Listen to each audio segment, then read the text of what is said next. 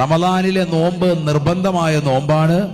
ആ നോമ്പിൽ 2 കാര്യങ്ങൾ നിബന്ധനയാണ്. ഒന്ന് തബീത്ത്, രാത്രിയിൽ തന്നെ നിയത്ത് വെക്കണം. അഥവാ മഗ്‌രിബ് മുതൽക്ക് സുബഹി ബാങ്ക് വിളിക്കുന്നതിന് മുമ്പായി നിയത്ത് വെക്കണം, നിർബന്ധമാണ്. അങ്ങനെ നിയത്ത് വെച്ചില്ലെങ്കിലോ, ഒരാൾ നിയത്ത് വെക്കാൻ വിട്ടുപോയി, മറന്നുപോയി, അല്ലെങ്കിൽ പിന്നെ ആവട്ടെ എന്ന് പറഞ്ഞ് കരുതിയിരുന്നു, അവസാനം സുബഹിയുടെ ബാങ്ക് വിളിക്കാൻ ഉറങ്ങിപ്പോയി. എന്താണ് അവൻ ചെയ്യുക? നേരം വെളുത്താ പിന്നെ പരിശുദ്ധമാക്കപ്പെട്ടതാകുന്ന നോമ്പിന്റെ പവിത്രത മാനിച്ചുകൊണ്ട് നോമ്പുകാരനെ പോലെ തന്നെ പകൽ മുഴുവനും നിലകൊള്ളണം. എന്നിട്ട് പിന്നീട് റമദാൻ കഴിഞ്ഞതിന് ശേഷം പിന്നീട് ഒരു ദിവസം എന്ത് വേണം? പെരുന്നാളും ഒക്കെ കഴിഞ്ഞ് ഈ നോമ്പ് ഖളാ വീട്ടുകയും വേണം. കാരണം നിയത്ത് വെച്ചിട്ടില്ല.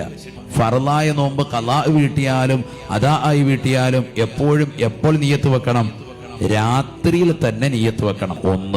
2 നിബന്ധനകളാണ്. മറ്റൊന്ന് തഅയീൻ, നോമ്പ് ഏതാണെന്നുള്ളത് വ്യക്തമാക്കണം. റമദാനിലെ നോമ്പ് റമദാൻ ആണ് എന്നുള്ളത് വ്യക്തമാക്കണം. അപ്പൊ നമുക്ക് നോമ്പിന്റെ നിയ്യത്തറിയാം. നവയിതു സൗമ ഗദിൻ അൻ അദാഇ ഫർളി റമദാനി ഹാദിഹി സനതി ലില്ലാഹി തആല. ഒരാൾ ഇത്രേ കരുതിയുള്ളൂ, നവയിതു സൗമ റമദാൻ, റമദാനിലെ നോമ്പിന് ഞാൻ കരുതി. മതി. ഫർളായ കാര്യങ്ങളൊക്കെ ഉൾപ്പെട്ടിട്ടുണ്ട്. നോമ്പ് ഒരു സ്വീകാര്യമാവും. ഇത്തരം വെച്ചാൽ തന്നെ എന്തായി?